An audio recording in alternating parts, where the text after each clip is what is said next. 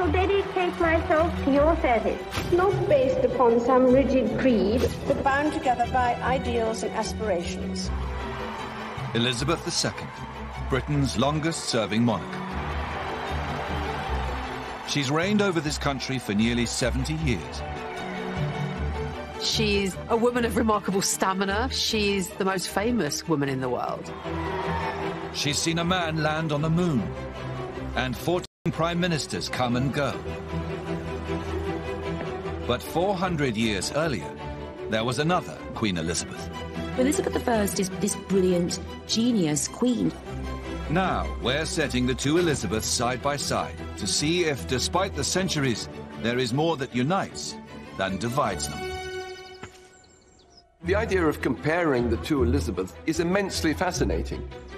It might look on the surface that they have nothing in common, but when you dig a little deeper, the story becomes even more extraordinary. We'll compare the lives and personalities of the two queens. Separated by centuries, but confronting almost identical problems. To discover the surprisingly similar struggles they both faced. She had to fight for her right to the throne. And the battle they both fought to protect their reigns. At the core of each woman is a very strong will for their country as a whole. These two powerful women, neither of whom were ever meant to be queen, and both of whom became the most successful queens in history.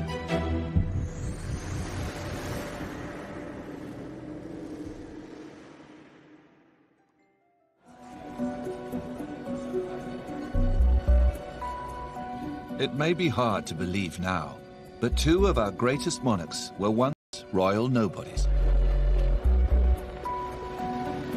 Queen Elizabeth II was born Elizabeth Windsor, a minor princess in the second rank of the royal family. She's the daughter of Prince Bertie, the stuttering, unremarkable younger brother of the heir to the throne. Not only was there no prospect of her becoming queen, but her father, the Duke of York, as he then was the spare, and so the pressure was totally off the York household, as it was known. Growing up away from the limelight, Elizabeth enjoys an idyllic childhood. Her parents take advantage of their lesser status and lighter duties to dedicate themselves to family life. She was brought up close to us and the horses. That was a privileged way of life, but also in terms of the emotional warmth and closeness, relatively unusual for the time. She developed a real bond and affection with her father. If you look at some of those very moving, wonderfully heartwarming photographs of the Queen and Princess Margaret with their parents, we four. In 1936, Elizabeth's uncle David becomes King Edward VIII. He is expected to have a family of his own, pushing Elizabeth even further down the royal pecking order. Elizabeth was really a minor princess living in a townhouse, excluded, expected just to make a happy marriage. Elizabeth I also starts out as a royal outsider. But her childhood couldn't have been more different. Elizabeth Tudor is the firstborn of Henry VIII and Anne Boleyn. Henry has split with the Catholic Church, divorced his first wife, Catherine of Aragon, and married Anne Boleyn, all so he can produce a male heir. So when Elizabeth was born, it was a case of, oh dear. She was, of course, expected to be a boy, but she wasn't quite what was expected. And so there was a sense of a sort of bittersweet celebration at her birth. To make matters worse, Elizabeth's mother, Anne Boleyn, goes on to have several miscarriages. And eventually, Henry VIII tires of his second wife too. Anne is accused of adultery and executed. Elizabeth has lost her mother at a painfully young age.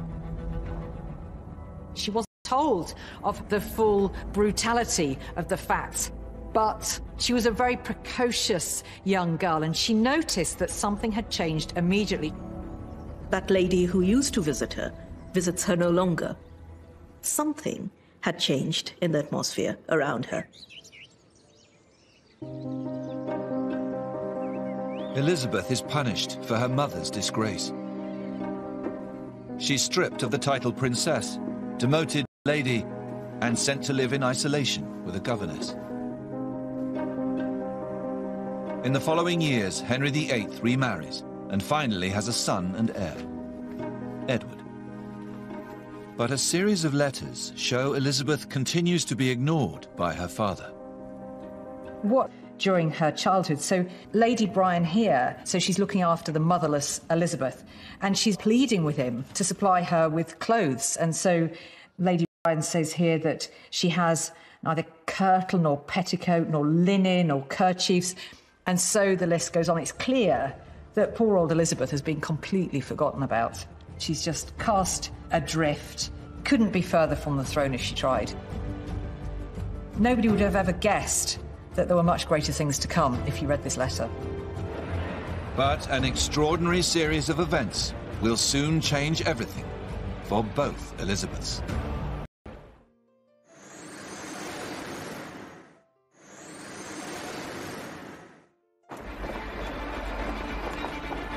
In late 1936, when Princess Elizabeth Windsor is just 10 years old, her uncle, King Edward VIII, falls in love with the American divorcee, Wallis Simpson. But as head of the Church of England, he isn't allowed to marry her. So in a shock decision, King Edward VIII abdicates. When she first hears, she is at home in their house in Piccadilly, and they hear people outside shouting, "God save the King." And Elizabeth goes to a footman and asks what's happening, and he tells her that her uncle's abdicated and her father is now king. With her father promoted, Elizabeth is now heir to the throne. And in an instant, her life is set on a new path.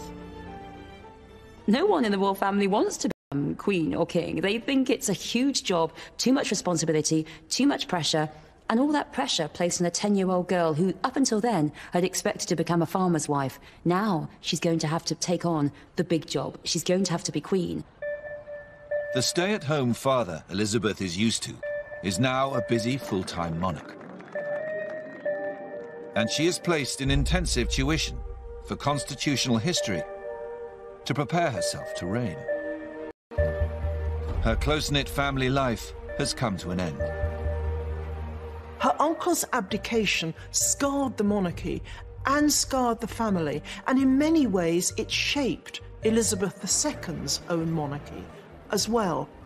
Extreme, almost excessive concern for duty, for self-restraint, surely came from her uncle's dereliction of duty. As one looks at the evolving personality of Elizabeth II from childhood, the outgoing, bubbly little girl evolved into a rather withdrawn personality.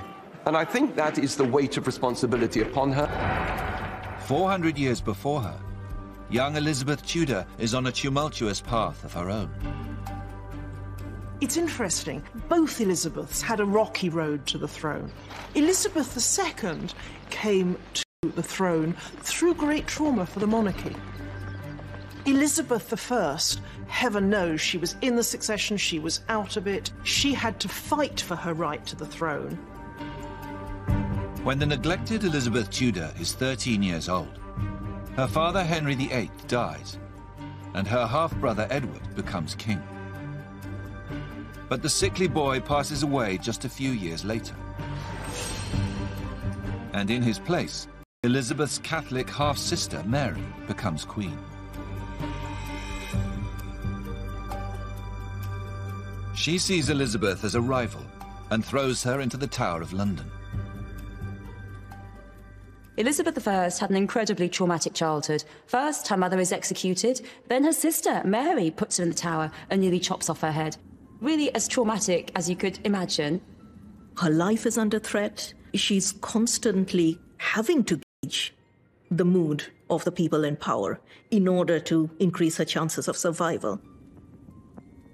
But while she is held prisoner, Mary's health goes downhill, and powerful Protestant factions push for Elizabeth to be named her successor.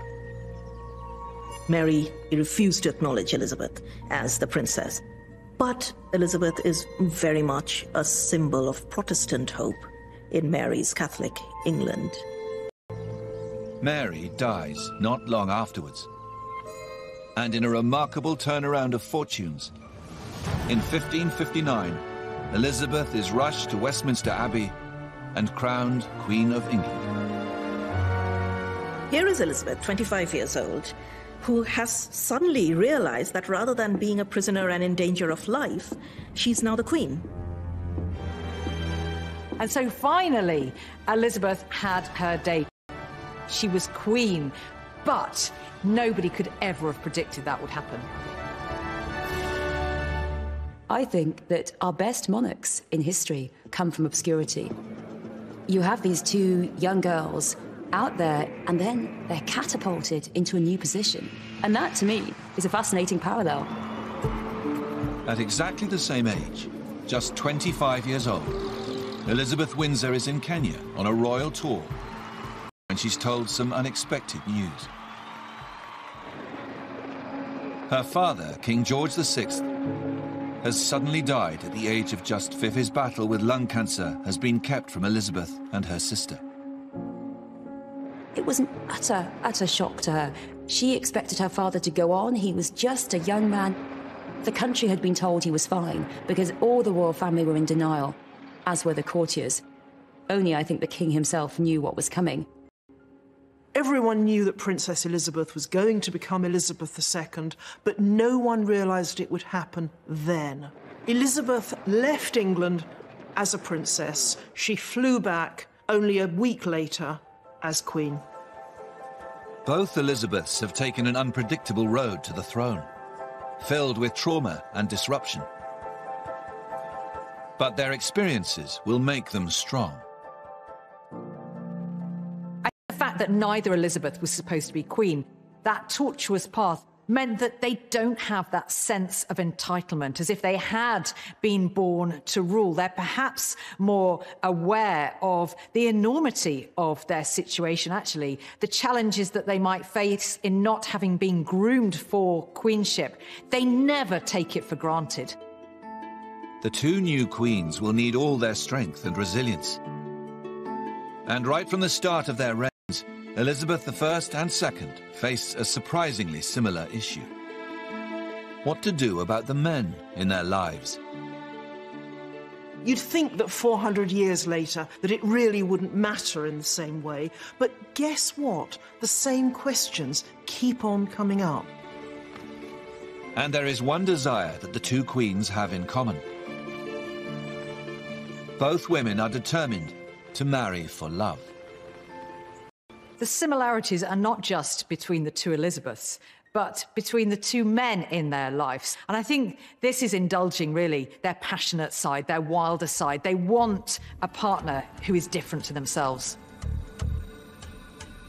When Elizabeth I takes the throne, she is still a single woman. An unacceptable situation in the 16th century. And she is expected to marry as soon as possible. Women at the time were understood to be more sexually voracious than men. And in order to remain chaste, which of course was the absolute imperative of any woman before marriage, not least the Queen, they needed to get on and get married. Elizabeth's male advisors want her to marry an influential lord or foreign prince and secure a powerful alliance. But the Queen seems to have other ideas. She's spending every spare moment with her handsome master of the horse, Robert Dudley. Dudley is of two people who are so familiar with each other and know the way each other thinks, almost.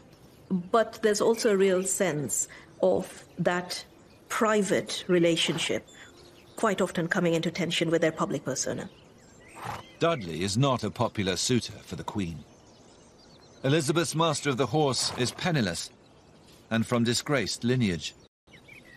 Robert Dudley came from a family of executed traitors. All around were horrified by his rise in her favour. Who was this jumped-up young man whose tall, dark good looks and charismatic ways seemed to be bowling over the new young queen? And there is another major problem. Robert Dudley is already married. So he was perhaps the great love of her life, but a man that really she could never marry. I think it's interesting that both queens are obviously drawn to very attractive, very charismatic men. They're not just going to go for the safe option, if you like. Elizabeth II's choice of man may not be married, but in many other ways, Prince Philip of Greece is another Robert Dudley. It's really curious when you look at it how actually similar Robert Dudley and Philip are. Yes, they're both incredibly handsome, marvellous soldiers, great on a horse, but also both of them were seen as from a slightly down-market family. Philip's family, they've lost the crown, they're in exile, they are dispossessed. He has no home. He was actually mocked when he had no address down in the Balmoral guest book. So there's no one in Elizabeth II's life who agrees with her marrying Philip. But unlike Elizabeth I, Elizabeth II won't be kept apart from the man she loves. The Queen marries Philip before she is crowned. She is determined to marry Philip. She wants him. She sees him as her perfect husband. She fell in love with him when she was 13 and never had eyes for anyone else. But as soon as Elizabeth II becomes queen, there is the question of where her husband Philip sits in the royal hierarchy. He wants a senior royal role in the family as head of the household. Prince Philip's ambitious uncle, Lord Mountbatten, was heard at a dinner party boasting that the House of Mountbatten now sat on the throne. And this caused outrage, with old Queen Mary, with the Queen meek and mild daughter would get pushed around by this brusque naval officer. Elizabeth has to make a choice. Give in to her husband and make him an equal partner, or follow her advisors and make Philip take a back seat.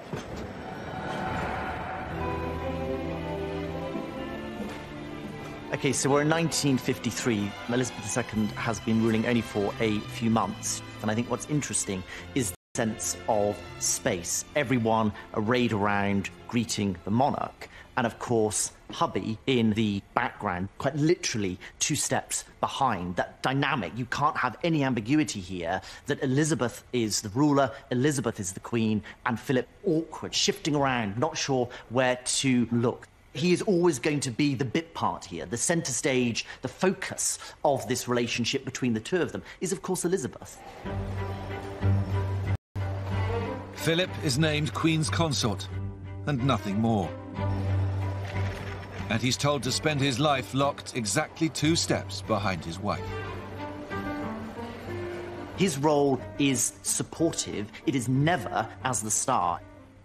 I think this was a very tough decision for Elizabeth II because the Queen was deeply conventional in all other respects, but she was having to fly in the face of that and actually establish her own superiority over her husband.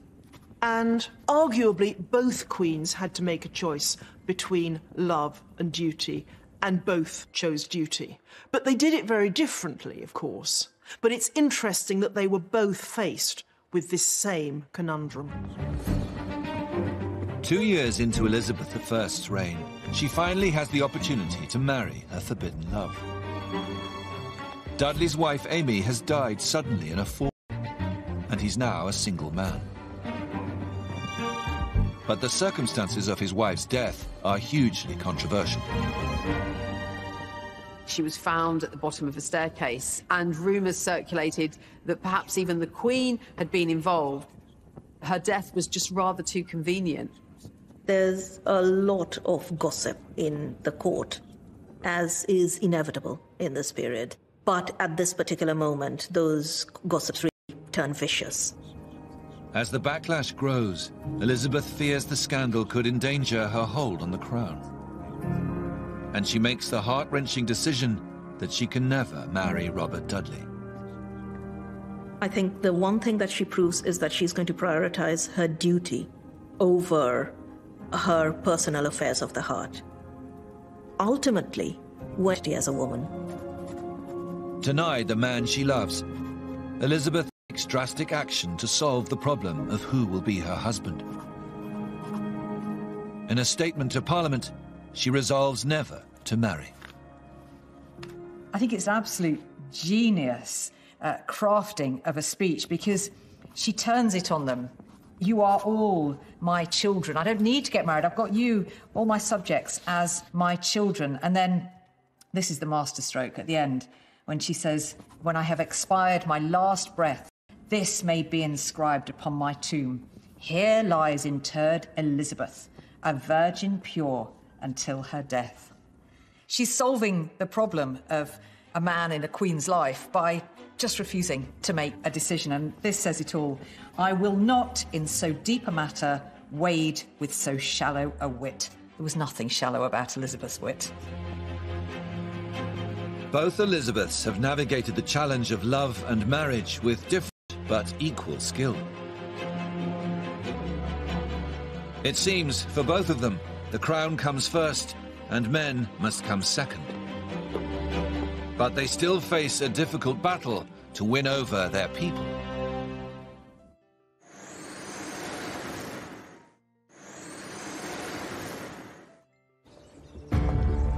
Today, we may think of Elizabeth I and Elizabeth II as two of our most popular and successful monarchs. But it wasn't always this way. A few years into their reigns, both queens are seen as weak and incapable. And there are real doubts about their ability to do the job. What does this naive young woman know about running a country? Women aren't fit to rule because they're too emotional. They're not rational enough. You see these two women coming to the throne, and it's a fight. It's a huge fight. Winston Churchill, thinking about dealing with Elizabeth II, he cried. He said, she's just a child. I mean, she was 25 with two small children, but to him, she was a baby, and that's because she was a woman. At the start of their reigns, both queens have a real problem finding a way to project themselves as female leaders. In Elizabeth I's first portrait, she doesn't look like a commanding ruler. She looks like an awkward cardboard cutout, with her hunched shoulders and pinched waist and the awkward placement of her hands, as though she doesn't quite know what to do with them. This is not someone who would particularly inspire confidence in us. And that's, I think, it's very similar to how Elizabeth II felt when she started ruling in New York, in this enormous building and with these men flanking her. Here she is, this sort of solitary figure, slightly hunched or even hiding behind the podium and the lectern. And that same theme, I think, of hesitancy and awkwardness. So these two queens almost mirror images of each other, separated by centuries, but at the same time confronting almost identical problems. Both Elizabeths need to win the love and the respect of their people. And on further investigation, it seems the two queens use a very similar approach to help turn it around. During a visit to Australia and New Zealand, Elizabeth II introduces the royal walkabout for the first time. The informal and totally unrehearsed interaction with the crowd is unheard of in royal circles. And it's a spectacular success. It's now stamped indelibly on the identity of the royal family. That's what royal folk do. They go out and mingle. And there's a real message there, you know. She's saying, I care about you. You matter to me. And we can now see, consciously or not, she was reviving a technique of Elizabeth I. Elizabeth I was the first ever monarch to approach ordinary people and talk to them directly. Elizabeth I is actually unprecedented in the way that she goes out there and she does greet her public. I have to say that it gives the security men around her utter kittens. I mean, they're panicking that the Catholics are going to blow her up. But Elizabeth I, she's so great. She says, they're not going to blow me up. The people love me. She strikes up a really personal relationship with the public around her. It's an investment in the hearts and minds of the people. After Elizabeth I, the informal walkabout is never used again, until Elizabeth II finally brings it back. Both queens were aware of the need to, I suppose what we'd call it today, press the flesh, to be seen, to be believed, to be out there engaging with the people, you know, sprinkling a bit of magic and stardust on them.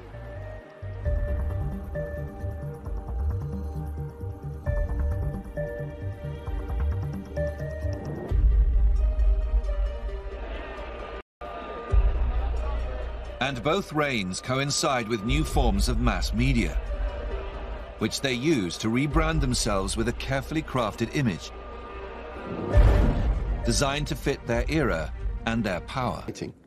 One was a hands-on executive, monarch, ruler, dictator in many ways of the country. But by the time Elizabeth II has come to the throne, Parliament has got power. And Elizabeth II exerts a sort of imaginative power over the country. Both Elizabeths had to find a language for their female monarchy. They went for very different images, but the impulse is there. In the 1960s, Elizabeth II invites television cameras in for unprecedented access to her family life. They beam a confident new version of the Queen into millions of British households. In 1963, there is this wonderful, intimate portrayal of the Queen and her young family at Balmoral. She looks more at ease, far removed from just a few years before. Now Elizabeth is a mother, but she's comfortable with her children and her family around her. Even the pet corgis in the background. This is an image that in the 20th century would have been relevant and appealing to her subjects. This is a monarchy that recognises that it needs to move with the times, and what better way of harnessing the power of technology and television to achieve this in a single swoop. So it's a brilliant move. And I can remember as a boy watching that with absolute fascination. Look, there's the Queen, there's Prince Philip, and they're just like us. And that was the intention, I think. And for most of my life, I have thought of the Queen as a kind of alternative mum. And a lot of people must have grown up feeling that way. Elizabeth I was also using new forms of mass media, but in her case, it's a little-known piece of Tudor technology.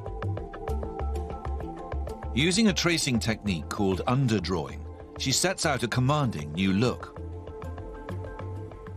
We have here 3 images of Elizabeth I, which you'd be forgiven for thinking are identical. And this was achieved by a technique known as underdrawing. So underneath the paint, you would have an outline of the monarch that has been, if you like, pre-approved by the monarch and her government. And this ensured, as you see here in these 3 images, an almost identical replica of the Queen's likeness. We've got the very determined expression. We've got her arrayed in black. Black also, of course, provides the perfect foil for all of this wonderful gold and pearl jewellery. She is undeniably a Tudor monarch. Elizabeth bans previous portraits. And using this technique, her new regal... You would have one of these images in your home. It ensures that across the land, and indeed even overseas, there can be one clear, striking and powerful image of Elizabeth as she wanted to be perceived by her subjects. Tudor propaganda, I suppose, at its most effective. Elizabeth I knows they want Gloriana, the Rainbow Queen, excess and perfection. It's all about diamonds, it's all about excess, it's all about bling. But you'll very rarely see Elizabeth II in all the bling. She prefers not to. It's all about dressing as if it looks frugal and modest. It's a tartan family portrait. But both of them are keenly aware of what the nation wants. They are both mistresses of royal spin. And the similarities don't end there. On the surface, the shy and moderately introspective Elizabeth II could not be more different from the extrovert and glittering Queen Elizabeth I with all her executive powers. But actually, at the core of each woman is a very strong will, real pride, real ambition for themselves, for their position, and for their country as a whole.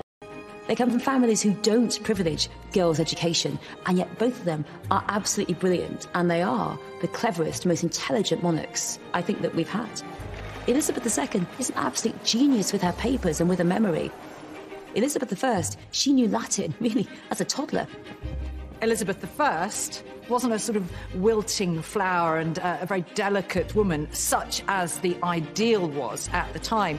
She loved hunting. She would spend hours on end engaged in the chase, and actually she wouldn't flinch from making the kill herself. And I think parallels can be drawn there to Elizabeth II.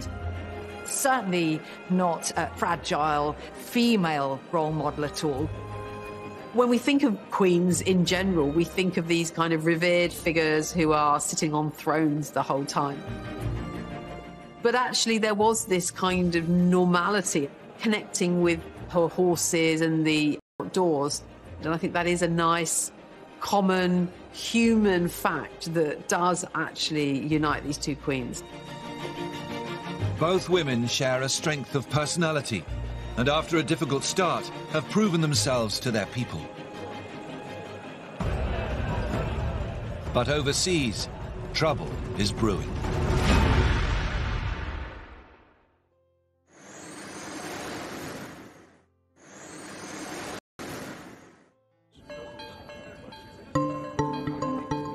Crisis of international relations.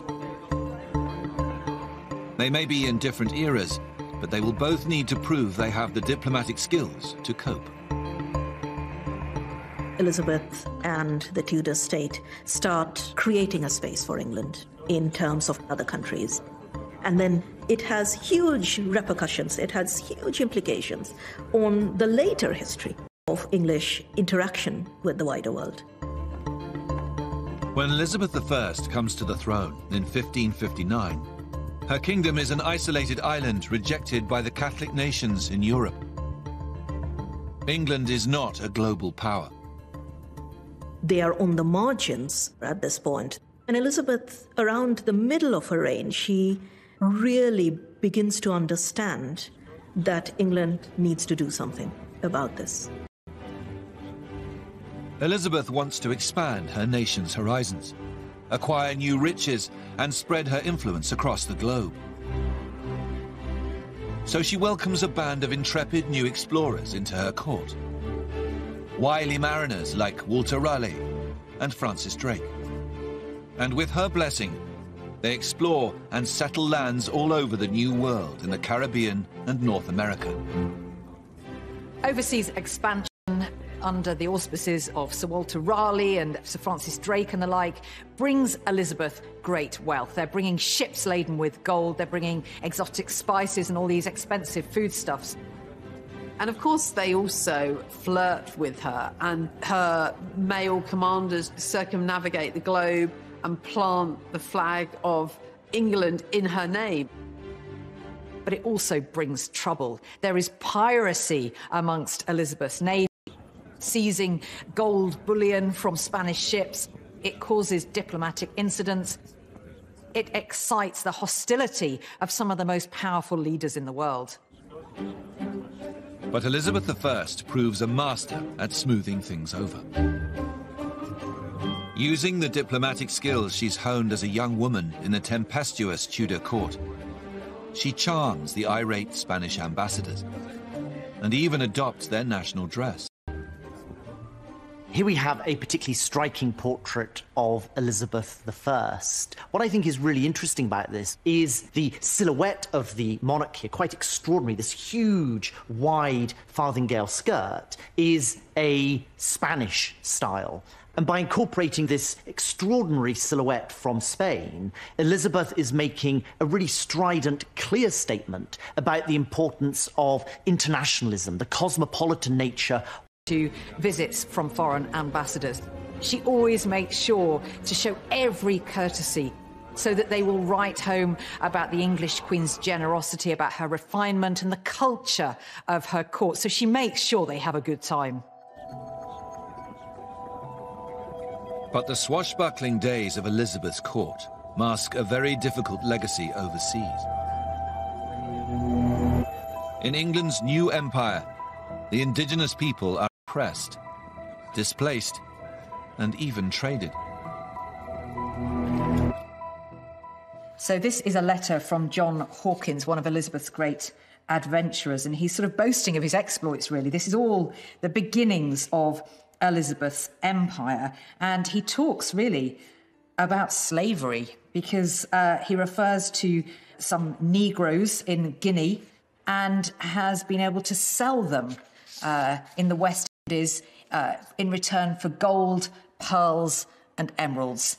This is the darker side of Elizabeth's empire, and it's something that will have ramifications 400 years later that her namesake Elizabeth II is going to have to deal with. By the time Queen Elizabeth II comes to the throne, many of the colonies are finally freeing themselves from the shackles of empire and declaring independence. And in the new dawn, there is understandably a lot of resentment towards their old imperial masters and the British monarchy. One of the great issues facing Elizabeth II at the beginning of her reign is a poisoned chalice going back to Elizabeth I. She started to create this great British Empire, and which then crumbled. All these countries could easily have decided to cease having Elizabeth as their head of state. And yet, somehow, this small, unassuming woman has become the totem, the glue that holds them all together. As Elizabeth II sets about confronting the dark history of empire, she starts to display many of the same diplomatic skills as her Elizabethan predecessor. She reinvents herself as queen of a new commonwealth of independent nations. And as she travels around her dominions, she wins over the foreign public by embracing their culture and even their national dress.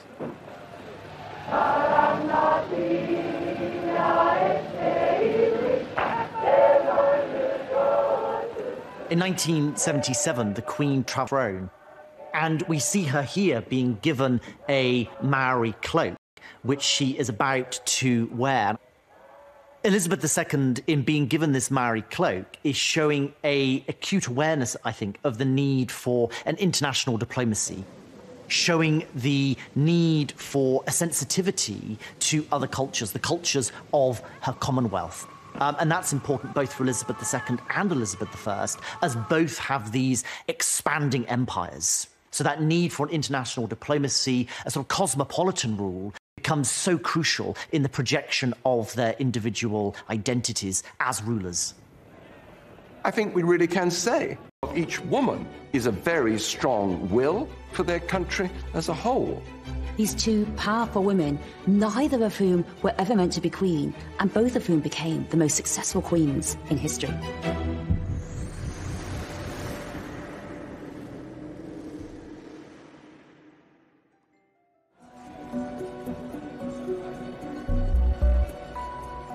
It may be hard to believe now, but two of our greatest monarchs were once royal nobodies.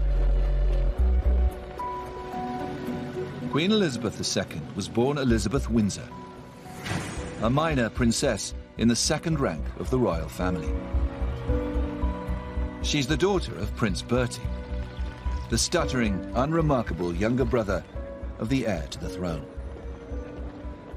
Not only was there no prospect of her becoming queen, but her father, the Duke of York, as he then was the spare, and so the pressure was totally off the York household, as it was known. Growing up away from the limelight, Elizabeth enjoys an idyllic childhood. Her parents take advantage of their lesser status and lighter duties to dedicate themselves to family life. she was brought up close